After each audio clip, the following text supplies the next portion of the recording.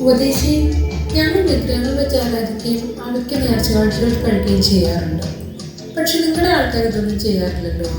മീനാക്ഷി അമ്മേ, ഞങ്ങളുടെ വേദപുസ്തകത്തിൽ പൗലോസ് എന്ന് പറഞ്ഞൊരു ഉപദേശിയുണ്ട്. അദ്ദേഹം അതേന എന്ന ഒരു സ്ഥലത്ത് പോയപ്പോൾ അവിടെ അജ്ഞാത ദേവന് എന്ന് എഴുതിയ പേരുള്ള ഒരു പൂജാ സ്ഥലം ഉണ്ടായിരുന്നു. എന്ന് പറഞ്ഞാൽ അവർക്ക് അറിഞ്ഞുകൂടാത്ത എന്തിനെയോ അവർ ആരാധിക്കുന്നു എന്നാണ് അർത്ഥം. അപ്പോൾ പൗലോസ് ഉപദേശി, നിങ്ങൾക്ക് അറിഞ്ഞുകൂടാത്ത ഈ കാര്യത്തെക്കുറിച്ച് ഞാൻ പറഞ്ഞു തരാമെന്ന് പറഞ്ഞുകൊണ്ട് അദ്ദേഹം ഇങ്ങനെ പറഞ്ഞു. ലോകവും അതിലുള്ളതൊക്കെയും ഉണ്ടാക്കിയ ദൈവം സ്വർഗത്തിനും ഭൂമിക്കും നാഥനാകൊണ്ട് കൈപ്പണിയായ ക്ഷേത്രങ്ങളിൽ വാസം ചെയ്യുന്നില്ല. താൻ എല്ലാവർക്കും ജീവനും ശ്വാസവും കൊടുക്കുന്നവനാകയാൽ വല്ലതിനും മുട്ടുള്ളവനെന്ന പോലെ മനുഷ്യ കൈകളാൽ ശുശ്രൂഷ ആവശ്യപ്പെടുന്നതുമില്ല. ഈ ഭൂമിയിലുള്ള സകല മനുഷ്യരും ഉണ്ടായത് ഒരുവനിൽ നിന്നാണെന്നും അവനെ ഉണ്ടാക്കിയത് ഈ ദൈവമാണെന്നും അവരോട് പറഞ്ഞു. അതവർ വിശ്വസിക്കുകയും അത് അംഗീകരിക്കുകയും ചെയ്തു. ഈ അജ്ഞാത ദേവൻ ഭൂമണ്ഡലത്തെ മുഴുവനും നിർമ്മിക്കുകയും അതിലുള്ള ആളുകൾക്ക് ആഹാരം നൽകുകയും സൃഷ്ടി, സ്ഥിതി, പരിപാലനം നടത്തുകയും ചെയ്യുന്ന മഹാദൈവമായ യേശുക്രിസ്തു ആണെന്ന് അവരോട് പറഞ്ഞ് അവരെ മനസ്സിലാക്കി. അവർ ഉടനെ വിഗ്രഹാരാധന വിട്ട് സത്യദൈവത്തെ ആരാധിക്കുവാൻ തീരുമാനിച്ചു.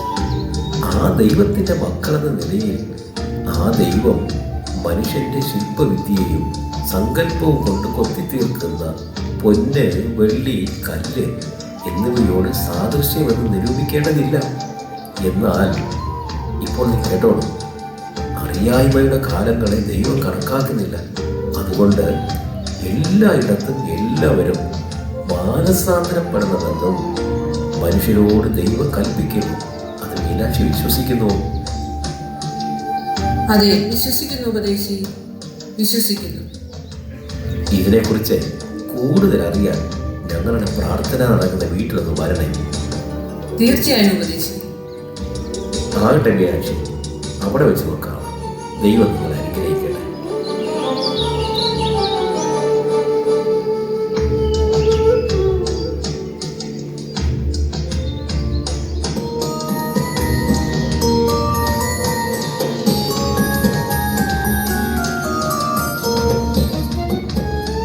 ഉപദേശി, ഇപ്പൊ പ്രസംഗമൊന്നും അത്ര എതിർക്കുന്നില്ല അല്ലേ?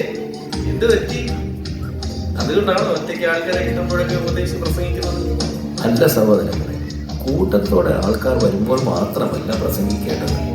ഇതിനെ ആളാം പ്രതി സുവിശേഷം എന്ന് പറയും. ദൈവം ലോകത്തിലുള്ള എല്ലാവരെയും സ്നേഹിക്കുന്നു. എല്ലാവരും അവൻ്റെ മക്കളാകാൻ ആഗ്രഹിക്കുന്നു. അതുകൊണ്ട് നിങ്ങൾക്കും കൂടെ വേണ്ടിയാണ് യേശുക്രിസ്തു കാൽവരിയിൽ ജീവനെ തന്നത്.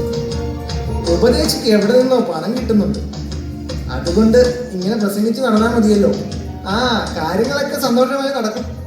അങ്ങനെയല്ല സഹോദരങ്ങളെ, ആര് സഹായിക്കാനില്ലെങ്കിലും എൻ്റെ കരുതുന്ന കർത്താവ് എൻ്റെ കൂടെയുണ്ട്. അതുകൊണ്ട് എല്ലാം സമൃദ്ധിയായി ദൈവം നടത്തും. കൊള്ളാം. പിന്നെ നമുക്ക് ഉപദേശിയുടെ വീട്ടിൽ തന്നെ പോകാം. ഇന്നത്തെ ഉച്ചയാണ് വിശാലായി. ഇന്ന് മാത്രമല്ല, ഇനി എന്നും ഉപദേശിയുടെ വീട്ടിൽ തന്നെ പോയാലോ? അങ്ങനെ ശാപ്പാടിന്റെ കാര്യം തീരുമാനമായി. വരൂ സഹോദരങ്ങളെ, നമുക്ക് എൻ്റെ വീട്ടിൽ പോകാം. അവിടെ ദൈവം കരുതുന്ന കരുതൽ നമുക്ക് ഒരുമിച്ച് കാണാം. എന്നാ പിന്നെ നമുക്ക് ഉപദേശിയുടെ കൂട്ടത്തിലങ്ങ് പോകാം.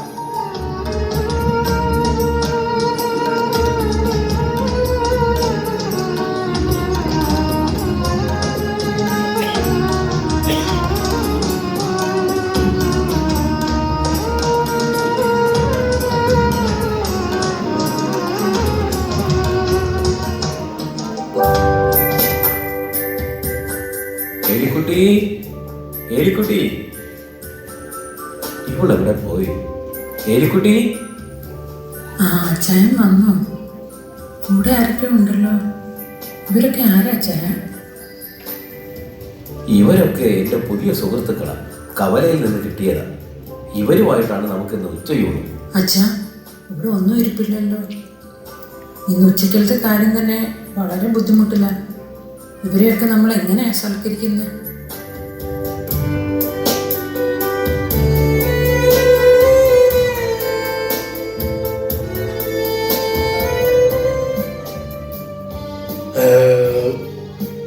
നിങ്ങൾക്ക് വയറ് നിറയെ കിട്ടി. എടാ നമുക്ക് മാത്രമല്ല ഉപദേശിക്കും വയറ് നിറയെ കിട്ടി. ആ കണ്ടോ കണ്ടോ കണ്ടോ ഉപദേശിയുടെ ദൈവത്തിന്റെ കരുതൽ.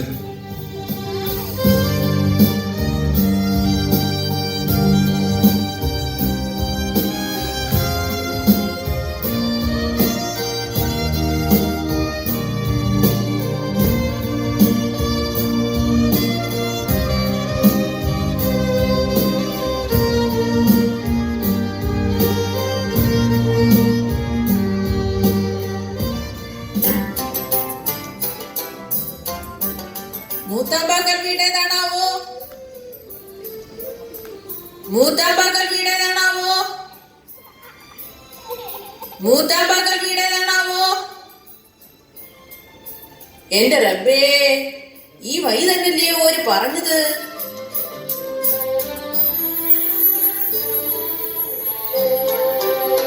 ഇതാണ് മൂത്താമ്പാക്കൽ വീട്.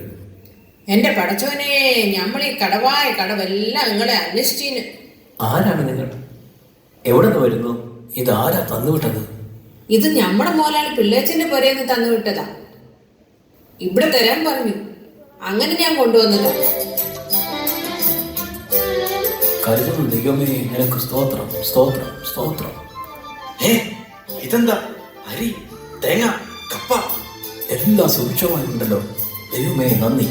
സഹോദരങ്ങളെ, വിശ്വസിച്ചാൽ കരുതുന്ന ഒരു ദൈവമുണ്ട്.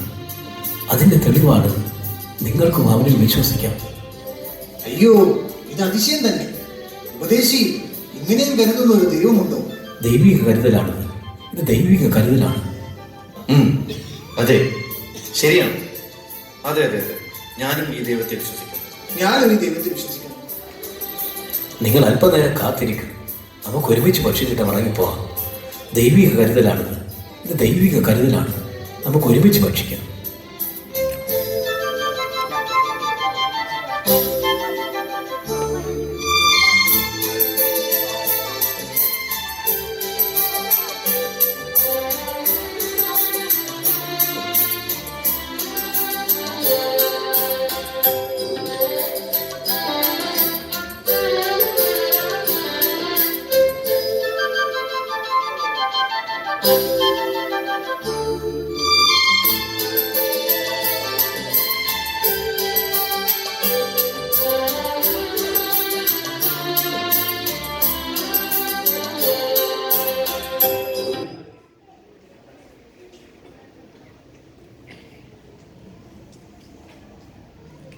നമ്മുടെ ദൈവം കർത്താതി കർത്താവാണ്.